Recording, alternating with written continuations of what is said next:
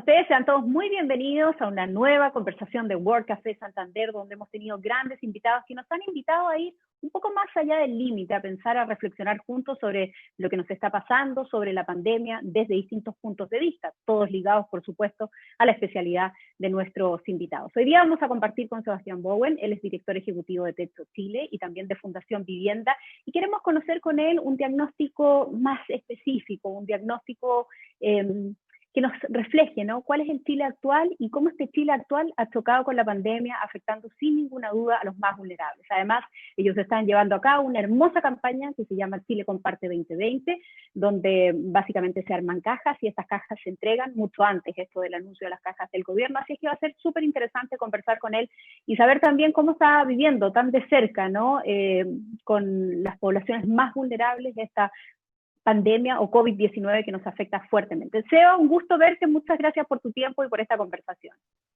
Nada, gracias por la invitación, Sola, aquí un gusto poder profundizar contigo. Deja partir desde el principio, cuando comenzaste a ver tú en lo personal, y además, bueno, por supuesto, como director ejecutivo de Techo Chile, cuando comenzaste a ver las informaciones que llegaban desde China, pero después yo diría más desde el descalabro en Europa, especialmente en España, ¿no?, y en Italia. ¿Qué pensaste que iba a pasar con nosotros y la pandemia? Porque esa es la pregunta que hoy día todos intentan resolver, si es que alguien esto lo vio venir en la magnitud en la que se está desenvolviendo, desarrollando actualmente. Pucha, para serte bien honesto, te diría que por ahí por diciembre, enero, cuando esto se escuchaba, ¿cierto?, que venía como desde China, la primera reacción era de incredulidad. O sea, que hay que ser súper honesto en eso, no se tenía mucha claridad, ¿cierto?, lo que era, de qué manera esto iba a afectar de alguna manera a los distintos países. Se sabía que era algo grande, pero no, era como que era una ola que iba a llegar en algún momento, pero algo desconocido. Ya en marzo, cuando empezamos a tener más información de Chile mismo, que empezaron a haber contagiados, etcétera, recuerdo perfecto, fue de hecho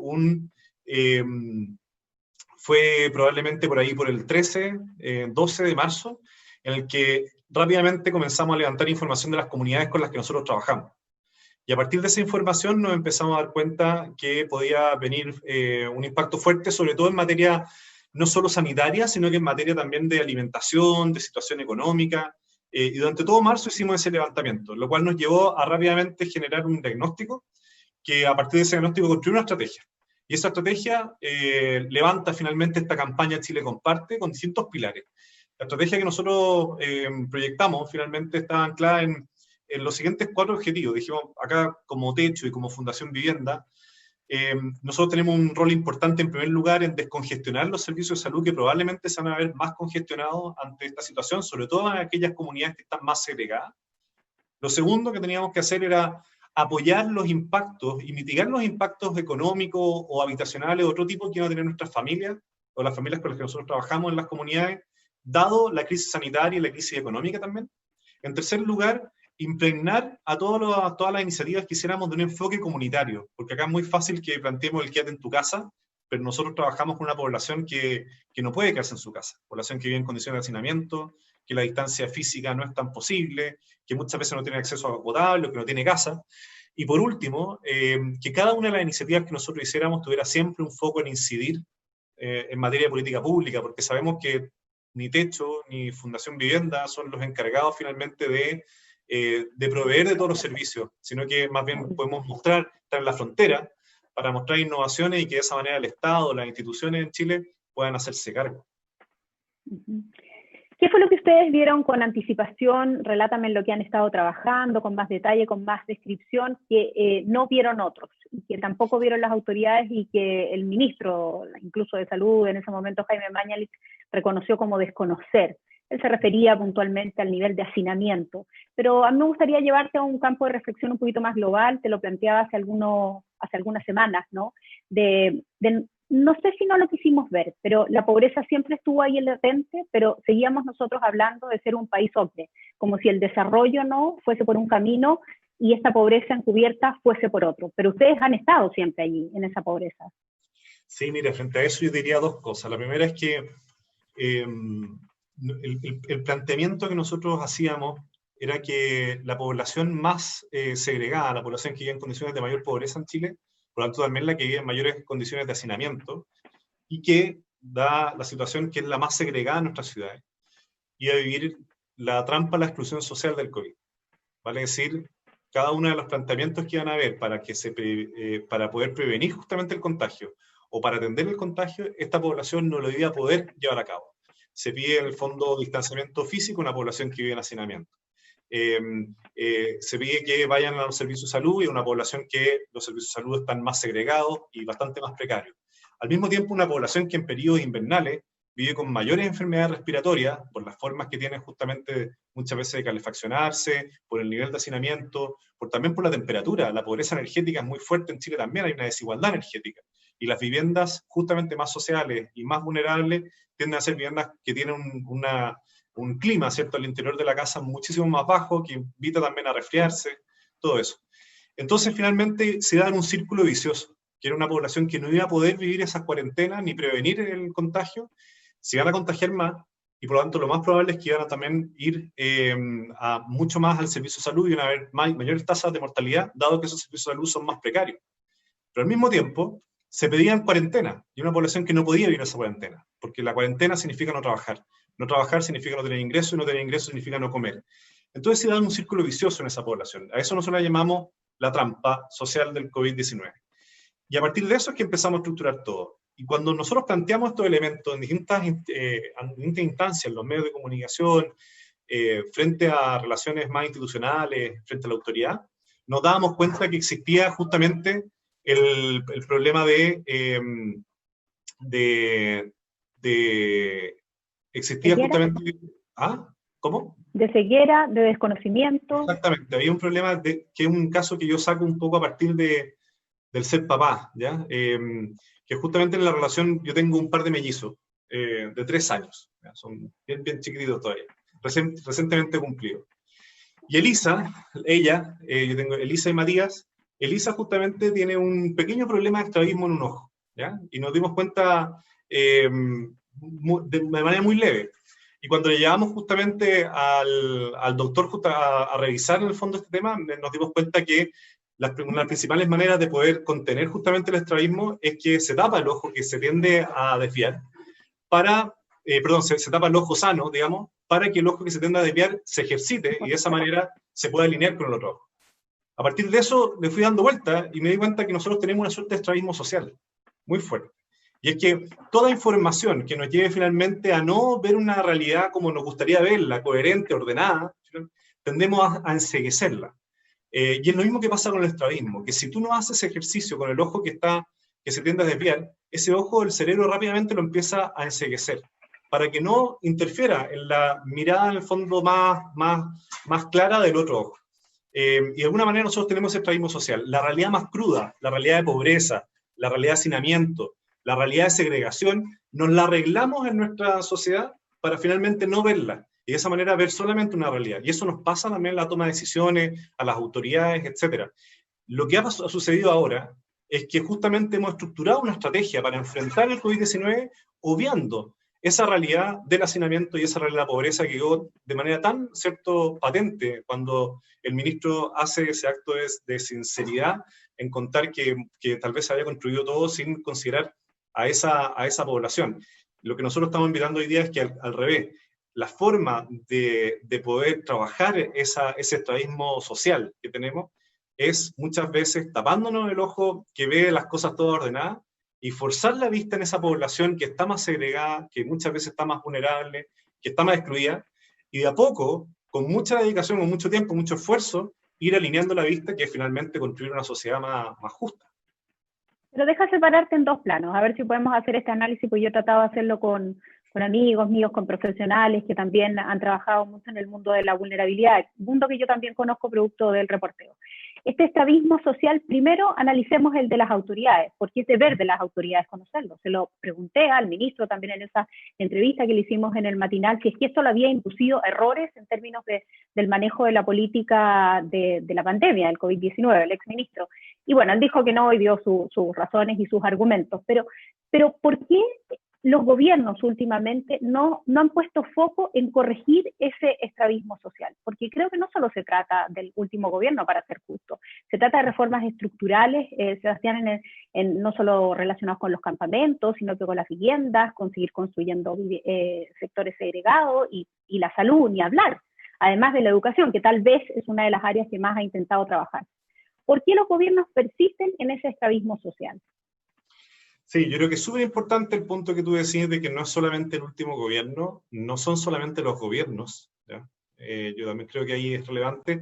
A mi juicio hay una problemática más institucional de nuestro país y que está a riesgo de tirar obviamente tesis contigo acá, pero creo que está muy asociada a la espiral de segregación que hemos ido construyendo en las últimas décadas en Chile. Vale decir, la segregación te promueve ese estrabismo social. Porque la segregación lo que hace justamente es que se hace mucho más difícil mirar esa realidad y empieza a enceguecer, ¿cierto? Ese ojo y mirar esa realidad que no nos cuadra, ¿ya? Que en realidad nos incomoda. Y una buenísima forma de evitarla es con la segregación. Hay un libro muy potente, justamente a la luz de lo que está sucediendo en Estados Unidos, ¿cierto? Con las temáticas de derechos civiles y el racismo.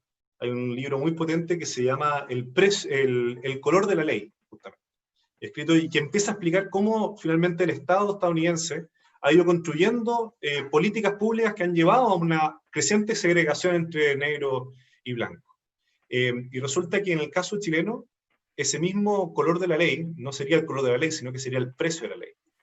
Nosotros hemos construido como Estado, a mi juicio, y como Estado digo sociedad, que ha permitido ese Estado, hemos construido finalmente un orden social basado en el precio, basado en el poder adquisitivo. En muchos de los elementos ya está claramente identificado en educación, ¿cierto? En el mundo de la salud, sin duda, y en el mundo urbano también. Y ese precio de la ley ha llevado a una distinción, finalmente, de las personas en base a su poder adquisitivo que lleva a esta segregación. Y esa segregación hace que aquellos que están más en situaciones de poder tienden a obviar, a tener un velo, finalmente, de poder mirar la realidad y vivirla y sentirla, y por lo tanto empatizar con la realidad de aquellos que tienden a estar más alejados de las decisiones y del poder. Por eso yo creo que hoy día en Chile es tan importante poder implementar medidas, como se le llamaría desde una perspectiva más norteamericana frente a la problemática de la segregación, medidas desegregadoras, que empiecen no solamente integradoras, sino que desegregadoras, que empiecen a pegarle al callo justamente a los enclaves que están en nuestro orden finalmente de sociedad, que hacen que sea una sociedad cada vez más segregadora. El problema de la sociedad segregadora es que nos hace no tener empatía, y al no tener empatía no poder concebirnos como una sola comunidad y no trabajar finalmente como un solo país. Claro, no lo conozco, no empatizo con ello y está como dentro de este ámbito del estadismo social. Eso lo dice súper claro el libro de Carlos Peña, ¿no? Todo lo que el dinero sí puede comprar. Que nos transformamos en una sociedad de consumo donde tenemos una gran fiesta, los que participamos de la fiesta estamos felices y los que no participan quieren participar de la fiesta y un poco desde allí desencadena el estallido social. Te hablaba yo del estadismo social en lo que tiene que ver como con las políticas gubernamentales. Déjame analizar contigo, que conoces también este tema, lo que tiene que ver con todos nosotros, con los ciudadanos. Hace algunos días le escuchaba una reflexión súper interesante a Jimena Dávila, quien trabaja con Humberto Maturana en el Instituto Matrística, y ella decía, no es que no lo queremos ver porque no sabemos cómo solucionarlo. Es decir, no es que tengamos nosotros como ciudadanos este estrabismo social porque todo aquello que nos molesta o queremos esconderlo, sino que más tiene que ver, según su reflexión, y me pasa a mí en lo particular, porque no sabes cómo solucionarlo, porque no sabes cómo llegar tú a una solución frente a esa problemática que es tan grande. Puedes hacer un aporte, puedes participar de una campaña, puedes donar una caja, pero sabes que no estás haciendo un cambio radical. Entonces, era interesante el punto de vista de ella, que se paraba desde decir, no lo quiero ver, o quiero tener este estrabismo social porque no sé cómo solucionarlo, porque me queda demasiado grande. Sí, súper, en verdad, interesante esa perspectiva, ese enfoque. Es probable que este estrabismo social, ¿cierto?, esté también asociado entonces a un cierto analfabetismo social, como se le llamaría muchas veces en la forma de explicar los sentimientos, ¿verdad? Cuando uno es analfabeto emocional, que no sabe bien lo que está sintiendo, tal vez también no sabemos bien cómo solucionar la problemática porque no la conocemos, justamente. Y ahí es tan importante la función de ciertos actores que pueden traducir aquello, y que pueden construir de alguna manera esos puentes, ¿verdad? Y ir esforzándose, ahí yo invitaría como a entregarse a que uno comienza a, a identificar la forma de solucionar la problemática, al igual que la forma de trabajar el extravismo, solamente con persistencia. Mira, lo sé por el caso de, ¿cierto? Por el caso de mi hija, pero la forma de trabajarlo implica, no es sino persistencia, perseverancia, algo muy metódico, que es ponerle un parche todos los días durante 2 horas, que eso es imposible entenderlo para una niña de 2 años. Empezar a usar un parche en el fondo 2 horas al día es súper difícil. Bueno, yo creo que a la sociedad, para poder enfrentar este extravismo, no queda otra, ¿cierto?, que disponerse a ver esa realidad, aunque sea una realidad incómoda, y de a poco uno la va comprendiendo. De a poco yo creo que uno la va, a pesar de que no tengas todas las respuestas, vas viendo ciertas formas en que podemos ir colaborando, digamos, a romper este espiral, como te mencionaba, porque al final es una espiral, es una segregación que nos lleva a ser cada vez más segregados, y eso no hay otra forma que mirando justamente ese otro lado. ¿Y ahí te parece, Sebastián, que nosotros los medios de comunicación también cumplimos un rol relevante y que durante años nos abandonamos también con cierto extravismo social? Porque si bien yo sigo defendiendo el periodismo local, creo que las grandes investigaciones o las grandes denuncias se han hecho precisamente a través del periodismo, pero también muchas veces y en nuestras pautas informativas nos entregamos a la fiesta, ¿no? A la fiesta del consumo. Estoy pensando en las notas de Navidad, las notas del 18 de septiembre, el Año Nuevo, etcétera. Y no perseveramos a lo mejor en eso que debiese ser un foco también para nosotros, en poner la luz y volver a poner la luz para evitar el extravismo social. Sí, yo creo que hay un gran desafío en el rubro en el cual con el cual te toca vincularte, en justamente ser capaces de mostrar, ¿verdad?, al resto de la sociedad ese otro lado que muchas veces enseguecemos, pero cómo hacerlo también de una manera en que no se estigmatice, ¿cierto? Me pasaba mucho, me tocó vivir en Haití, viví prácticamente 1 año y medio, y cuando uno veía Haití desde tan lejos, ¿ya?, antes de irme, la imagen que yo veía fundamentalmente transmitida por los medios de comunicación era obviamente de un país caótico, y un país totalmente tomado básicamente por Naciones Unidas. O sea, era la imagen como un país derrumbado, ¿cierto?, con las imágenes de los tanques blancos, que... dame un segundo. Sí, tranquilo. Anda tranquilo, hermano.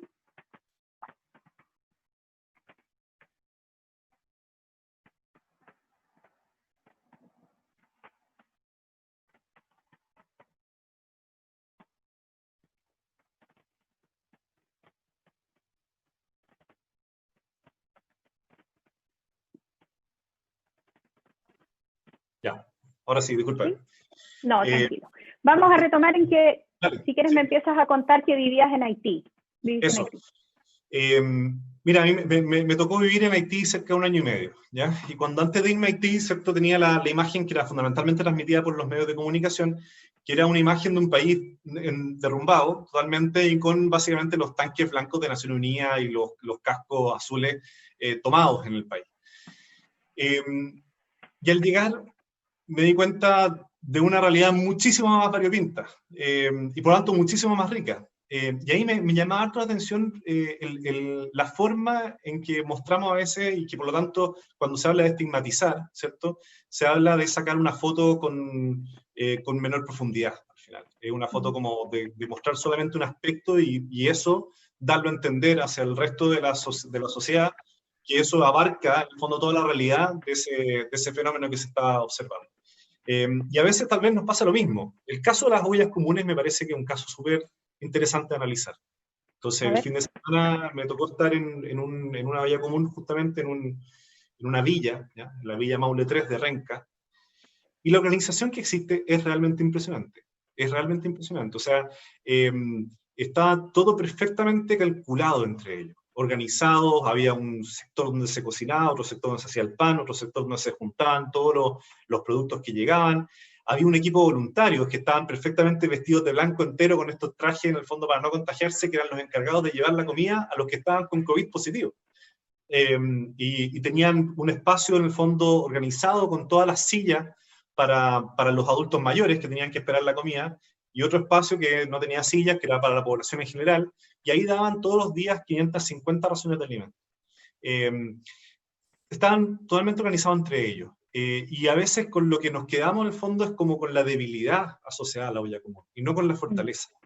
Y ahí yo creo que hay un desafío en el fondo de, tal vez pues también por el trajín propio de los medios de comunicación que trabajan día a día, digamos, para sacar contenidos diarios, pero hay una riqueza detrás del fenómeno de la olla común, de la cocina comunitaria, que sería súper interesante y tanto más noticioso que el otro, solamente que hay que escarbar, ¿cierto? Hay que meterse, hay que ir siendo capaz de identificar dónde está aquello. ¿Qué es lo que está detrás de esa organización? O sea, los dirigentes, la vida de esos dirigentes, que pasan a ser no solamente en su gran mayoría mujeres, ¿cierto? Que son mamás, que trabajan, que son dirigentes, sino que muchas veces pasan a ser también enfermeras, pasan a ser cocineras de la comunidad. La vida que está detrás de ellos, cuál es el espíritu que tienen finalmente para enfrentarse a eso.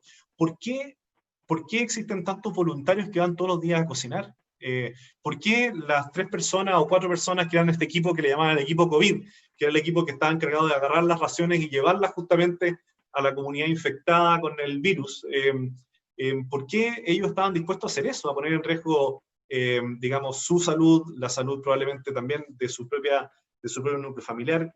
Entonces, me pareció súper interesante, y creo que ahí hay un gran desafío de parte de los medios de comunicación de poder escarbar en el fondo la realidad un poquito más allá y no mostrar solamente la primera imagen, digamos. La primera capa. Recojo tu guante plenamente y creo que debiésemos nosotros también ahondar en eso, especialmente en nuestros reportajes, ¿no? Aquello que permite más tiempo que la cobertura del día a día. Sebastián, volvamos a la radiografía para ir careciendo o ir eliminando, ¿no? O al menos puliendo este estrabismo social tan interesante como concepto que tú nos pones. ¿A qué se están enfrentando hoy los chilenos más vulnerables con la pandemia? Porque se ha discutido mucho acerca de que las cajas son insuficientes, lo dijo en su comienzo Benito Baranda, ¿no? Apenas salieron con el anuncio de los 2 millones y tanto de cajas, dijo esto es insuficiente, se ha estado trabajando en el ingreso familiar de emergencia, ya tiene su versión 2.0. ¿Cómo ves la situación? ¿Que ha ido mejorando un poco o empeorando? A ver, yo diría que lo que es, hay sensaciones o sentimientos que se me vienen a la cabeza cuando me ha tocado compartir con las personas que viven en los campamentos o en las villas, o lo que recibo ahí. Y se me viene inmediatamente como dos imágenes. La primera es angustia. Creo que hay una sensación fuerte de angustia. Y que está vinculado a otro sentimiento. Y la angustia es el sentimiento de la no salida, o sea, de que no veo por dónde salir, digamos. Entonces no veo hasta cuándo va a durar, veo que empieza un ciclo vicioso de elementos, de que ahora perdí la pega, y que no tengo ayuda, y que por lo tanto y me van a echar de la casa porque no tengo que arrendar, no puedo pagar el arriendo, etcétera, o las cuestas. Entonces hay una sensación fuerte de angustia, y por otro lado también me ha tocado percibir que hay una sensación también como de gesta media épica en las comunidades. Mira. Sí.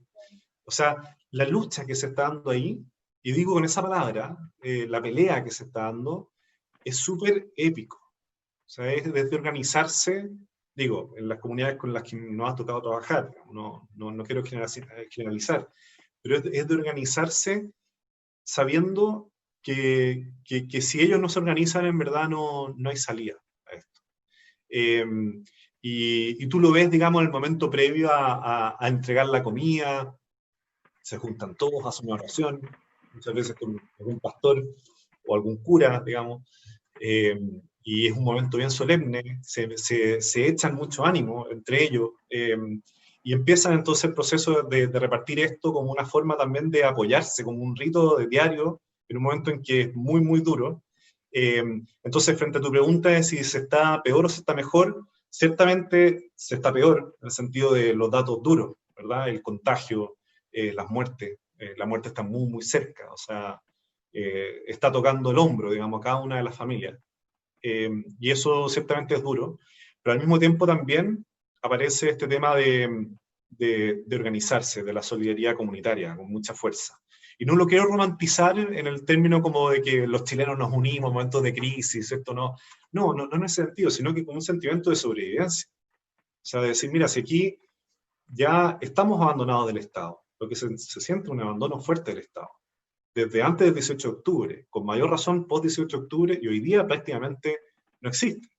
Entonces cuando dicen, oye, vamos a aumentar el control, o vamos a aumentar las penas, o vamos a hacer, o quédense en su casa, es cosa de pisar un campamento, una villa, y te das cuenta que la gente está en la calle, porque no tiene dónde sino estar, digamos. Entonces, el Estado está totalmente ausente de esos lugares. Pero frente a esa ausencia no queda otra que organizarnos nosotros. Y la organización es tremendamente efectiva. Entonces, esa gesta épica, yo creo que también empieza que las comunidades propias se empiezan de alguna manera a adaptar.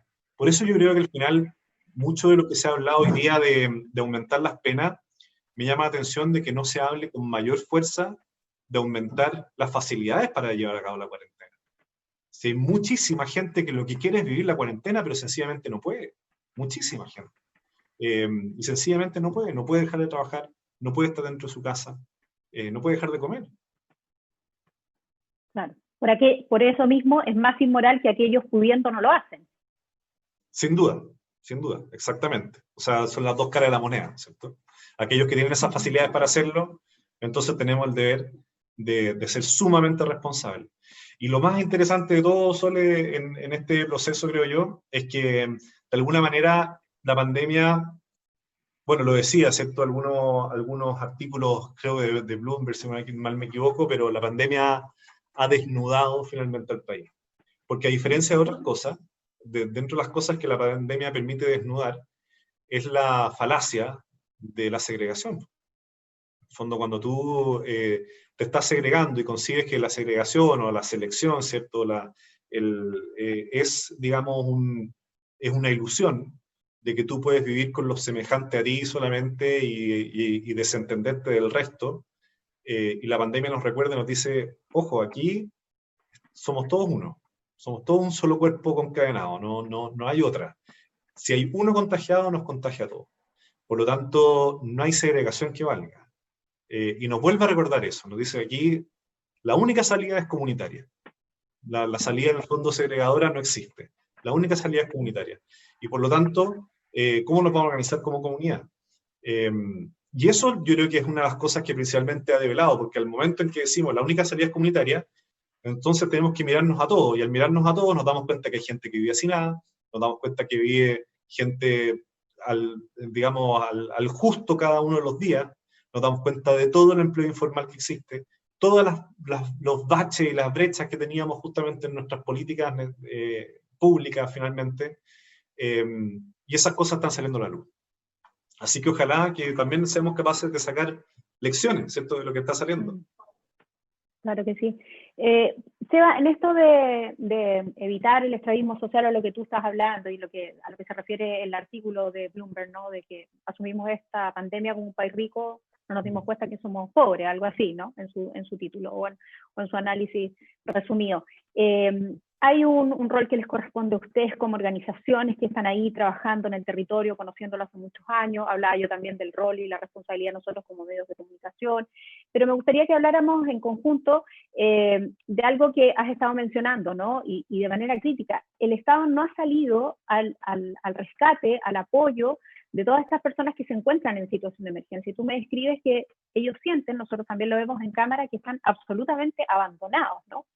¿Por qué se produce esto? Porque no somos capaces como gobiernos, como parlamentarios, como autoridades de llegar a un acuerdo común, porque queremos reservar fondos, porque no sabemos cómo hacerlo, porque estamos tarde en la ayuda. Sí. Pucha, qué difíciles tus preguntas, Sole. No, está bien. Yo creo que hay mira, cuando pasó lo del 18 de octubre, la única forma que yo tenía de resumir lo que estaba sucediendo ahí era le llamaba el sentimiento de la triple A. ¿Ya? Que era básicamente lo que se vivía era una sensación muy fuerte de abandono, una sensación muy fuerte de perdimos la sola, ¿no?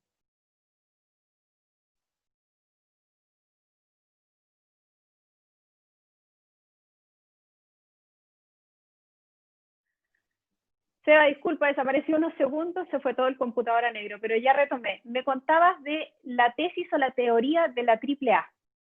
Sí, lo que te decía justamente es que la única forma que más o menos tenemos de explicarnos lo que sucede el 18 de octubre, ¿cierto? Que nos dejó a todos perplejos, es en base al sentimiento de la AAA, que se podía percibir en muchas comunidades. Yo me acuerdo perfecto, después de ese viernes, que comencé a llamar a dirigentes de campamentos y de comunidades a conversar respecto a lo que estaba pasando ese fin de semana. Y la forma de resumirla es con 3 sentimientos. Primero, el sentimiento de abandono. O sea, hay un sentimiento de abandono muy fuerte. Vale decir que ni siquiera confío en lo que las instituciones nos pueden dar. Yo lo grafico de manera muy clara con un episodio, que es una conversa con una dirigenta, y donde ella me cuenta que están pensando poner un retén de carabineros muy cerca de su comunidad, y la comunidad entera no quería justamente que se pusiera un retén de carabineros. Lo que más querían era que se pusiera ahí una sede social para hacer un centro abierto y que fuera administrado por la propia comunidad. ¿Por qué? Porque no confiaban en la institucionalidad, porque cada vez que llamaban a la ambulancia, al carabinero o a lo que fuera, no llegaba. Y eso muchas veces es lo que está pasando en algunos sectores, ¿cierto?, de nuestro país.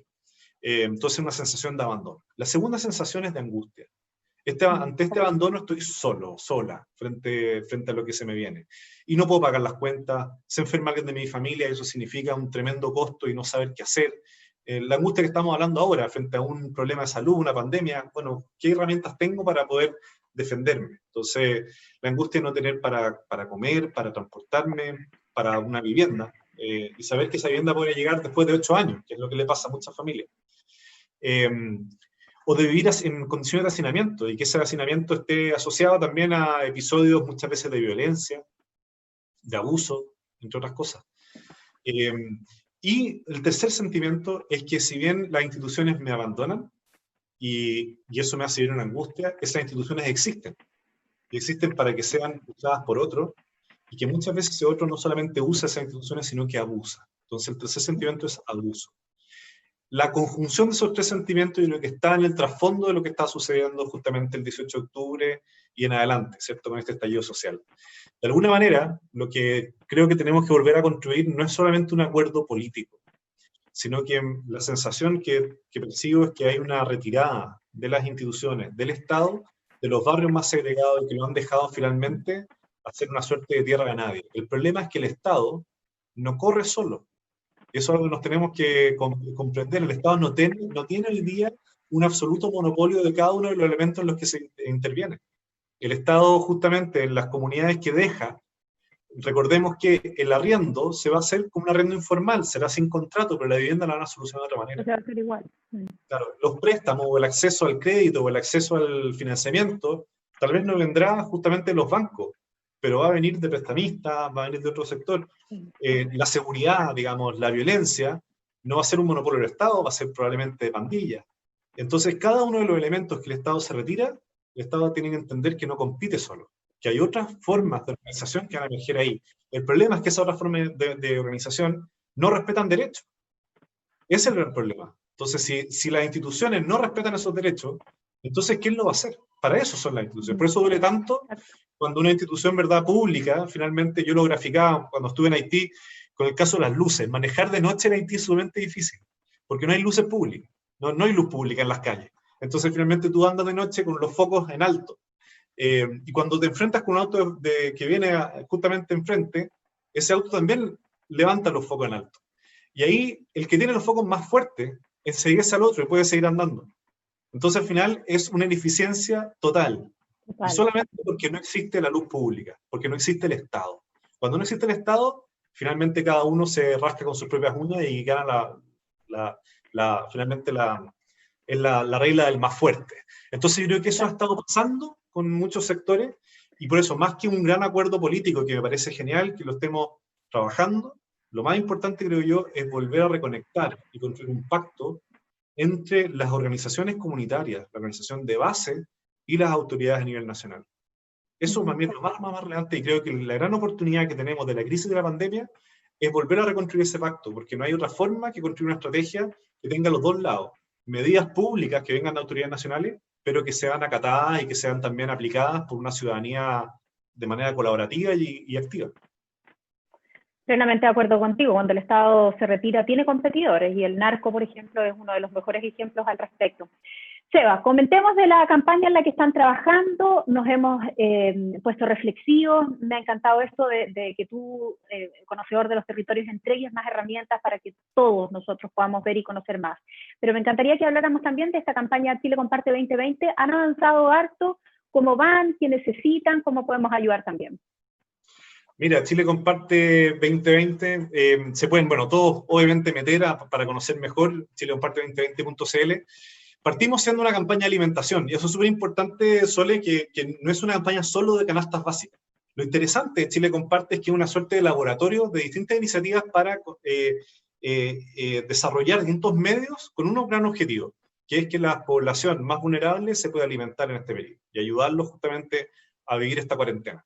Entonces, hemos comenzado con canastas, pero en el camino nos dimos cuenta que, por ejemplo, está la red de almaceneros.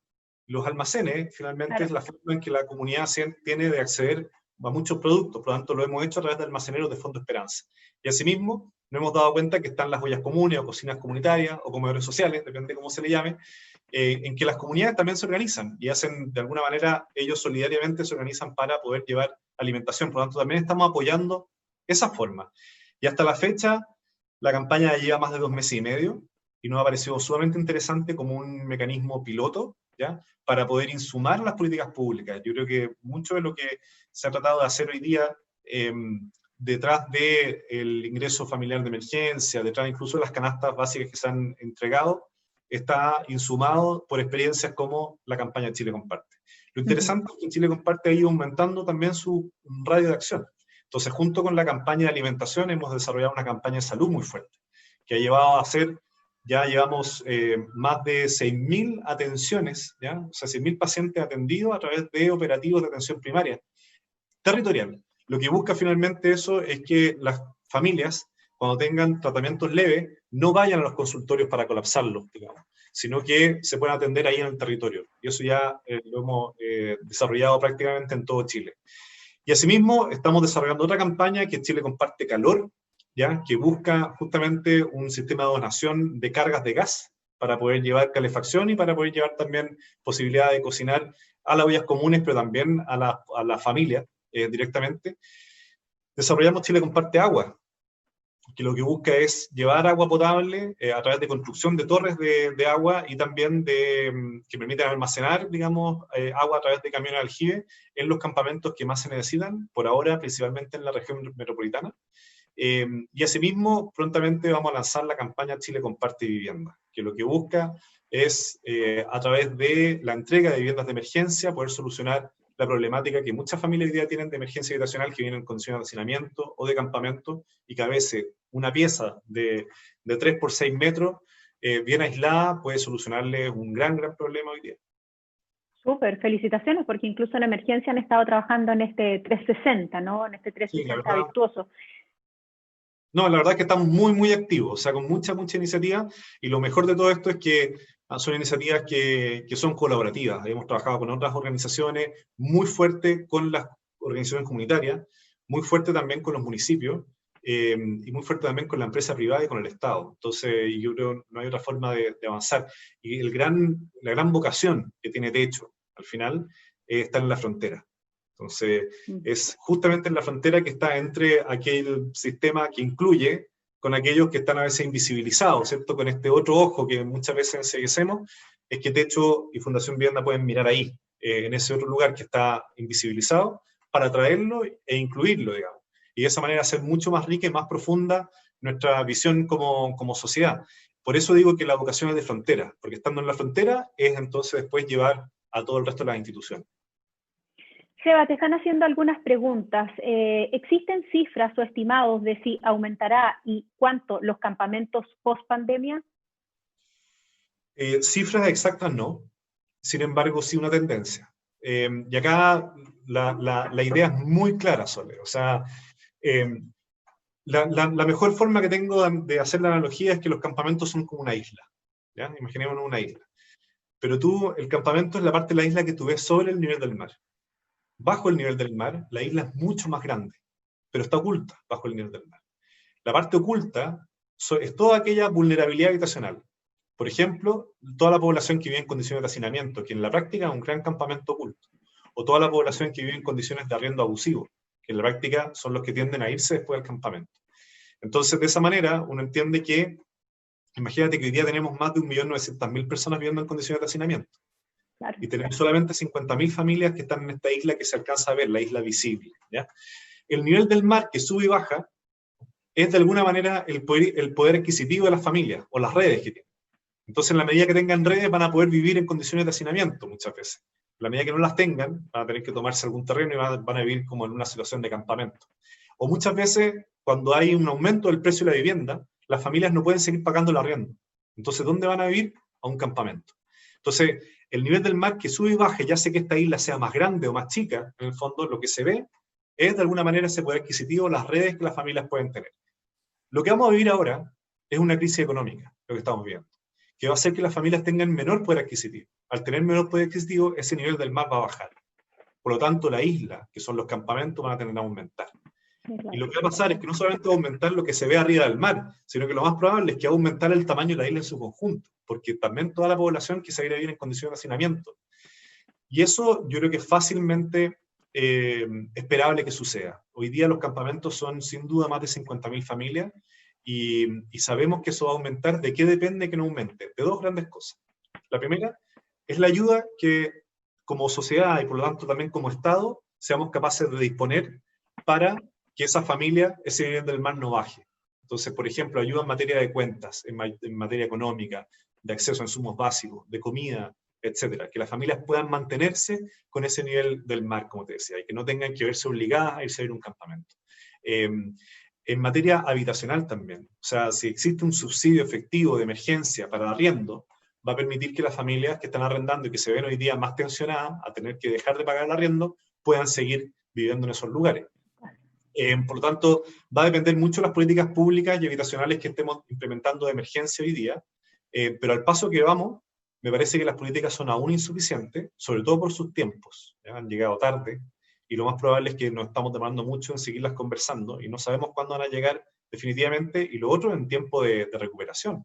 Claro. No sirve una política que dura un mes o 2 meses. Acá vamos a tener que probablemente apretarnos los dientes con medidas excepcionales por al menos el próximo semestre.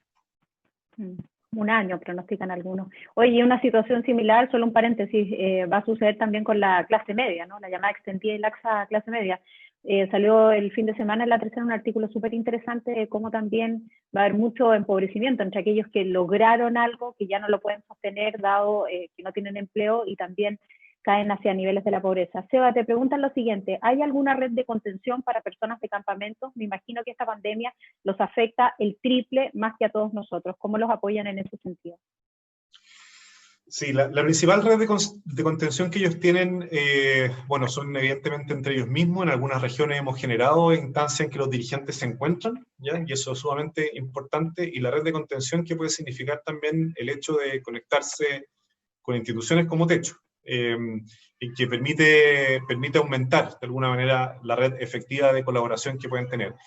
Pero sin duda, creo que hay una brecha y una temática al debe que aún tenemos que avanzar, que es la contención emocional y psicológica justamente de las familias, y especialmente aquellas familias que son más responsables del resto. Entonces, aquellos que están en situación de alguna situación de dirigente, que solo están recibiendo también mayor presión, ¿ya?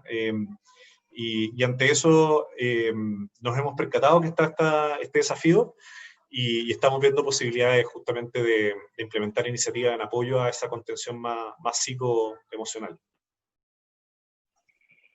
Aquí hay una reflexión y una pregunta, Seba. Dice, nos aqueja una pandemia que se ha convertido en un problema social que tiene distintos actores involucrados, pero que la mayoría de las críticas las recibe el gobierno.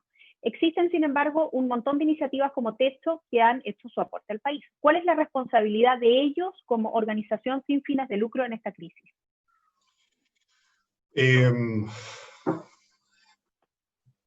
Muchísimas. Yo, al menos como Techo, ¿ya? Y como Fundación Vivienda, que son las dos instituciones de las cuales me toca hoy día ser director ejecutivo, que están ampliamente conectadas, tengo sí una gran autocrítica. y es la siguiente, y es que esta pandemia, esta crisis sanitaria, que sabemos ya que es económica, ¿verdad? También, nos pilló mal parados desde el punto de vista habitacional.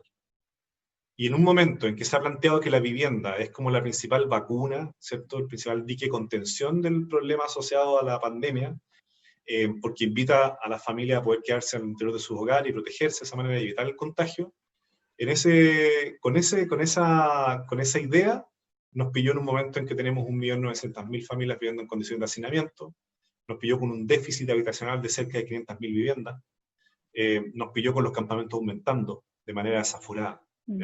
Todos los años ha aumentado la cantidad de familias en campamentos y nos pilló con una situación de arriendo abusivo, informal, que no tenemos medición, pero no me cabe duda que es brutal. O sea, es cosa de ir caminando por las comunas pericéntricas de nuestro país, digamos, y te vas a encontrar con casonas, bodegas, que en la práctica son campamentos detrás de una puerta, o bajo un techo común. Y esa crisis de la vivienda, hay una autocrítica en que creo que nos faltó levantar la voz con mucha más urgencia, mucha más urgencia.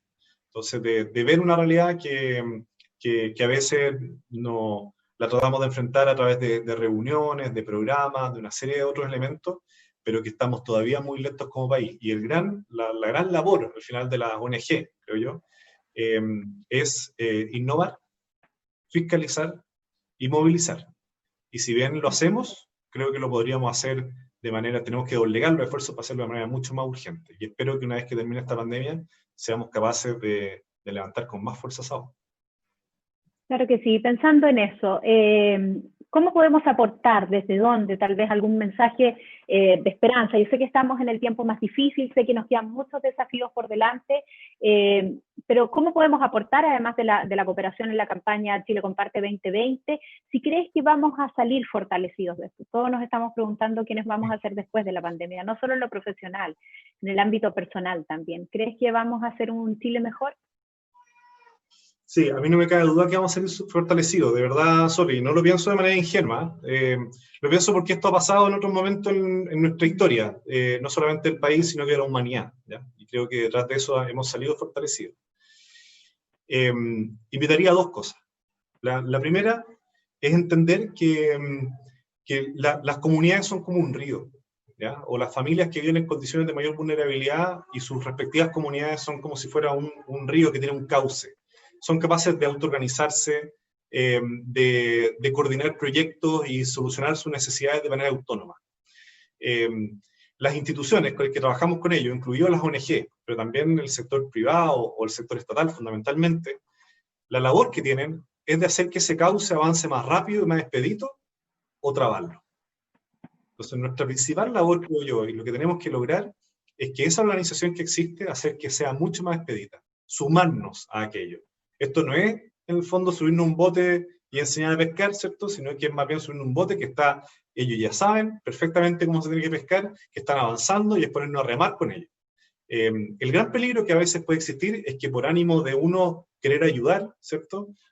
O a veces por otro objetivo, desarrollamos iniciativas con la carátula de la ayuda, con la carátula solidaria, pero que en la práctica traban ese cauce y ese río de las comunidades. Lo que pasó con las 2,5 millones de cajas puede ser en gran parte eso. Que una política puede ser muy buena en algunos casos, pero en otros casos pudo haber generado, por ejemplo, un estancamiento de la economía local, ¿ya? Porque justamente, no sé, o haber entorpecido el mismo funcionamiento de las ollas comunes. Yo creo que ahí hay que tratar de trabajar con las comunidades. Y la segunda forma, yo insisto mucho en la palabra cuidarnos. O sea, cuidarnos. O sea, la segunda forma es cuidarnos. Y yo invitamos, en el fondo, desde nuestra organización, no solamente entender que hay que cuidar a aquellos que están en situación más desventajada, ¿verdad? Para cuidarnos todos como país hoy día, que la segregación es totalmente una ilusión, que al final estamos todos juntos en el mismo bote, pero al mismo tiempo cuidarnos en los detalles más mínimos. A todos nos ha pasado estar en grupos de WhatsApp, estar en chat, estar en reuniones a veces por Zoom familiares, en ver la prensa, en opinar, en lo que sea, en aportar. Y yo creo que en cada uno de esos momentos la palabra cuidar siempre tiene que emerger. ¿De qué manera lo que yo digo, lo que yo hago, las decisiones que tomo, en verdad están cuidando? están cuidando al resto, están cuidando a nosotros como sociedad, me estoy autocuidando también con esa. Y a mí me parece muy relevante, porque hoy día puede estar muy a flor de piel la rentabilidad de corto plazo. Y es este el momento en que a través de cuidarnos justamente, tiene que estar más fuertemente presente la mirada a largo plazo, la mirada de saber que en largo plazo estamos todos juntos. Si a este gobierno le va bien, a todos nos va bien. Si a las organizaciones les va bien, a todos nos va bien. Si a las comunidades que están hoy día más empobrecidas les va bien en este proceso y logran sortear las tremendas dificultades que tienen, a todos nos va a ir bien. Y por lo mismo, cuidémonos, tratemos de extender al otro, de plantear los puntos de vista de la manera en que me entiendan también. Y de esa manera ir construyendo, porque es tan fácil tirar el mantel, y en este momento tirar el mantel es algo muy, muy caro socialmente y muy barato individualmente. Y eso me parece que nos tenemos que cuidarnos. Me sumo, preciosa palabra, cuidarse. La estoy usando también hace algún tiempo, tratando de aportar, ¿no? Desde donde cada uno de nosotros pueda y también de ceder. Sebastián Bowen, ha sido un gusto conversar contigo. Muchísimas gracias por compartir con nosotros aquí en las conversaciones de World Café Santander. Nada, gracias a ti por todas las preguntas, me hiciste pensar muchísimo, Soledad, así que bueno, bueno, me invita a pensar y así me quedo con los temas registrados acá, y fue muy, muy, muy rica la conversa, así que lo agradezco el espacio que podamos tener esta conversación y ojalá sirva, no sé, y que sigan otras conversas el día de mañana. Muchas gracias a ustedes. Claro que sí, gracias Eva. A todos ustedes que estuvieron pendientes de la conversación, que se sumaron, que hicieron sus preguntas, que reflexionaron en privado o a lo mejor con más, muchísimas gracias. Muchísimas gracias y nos volvemos a encontrar en una nueva conversación de World Café Santander. Chao, que estén bien. Chao.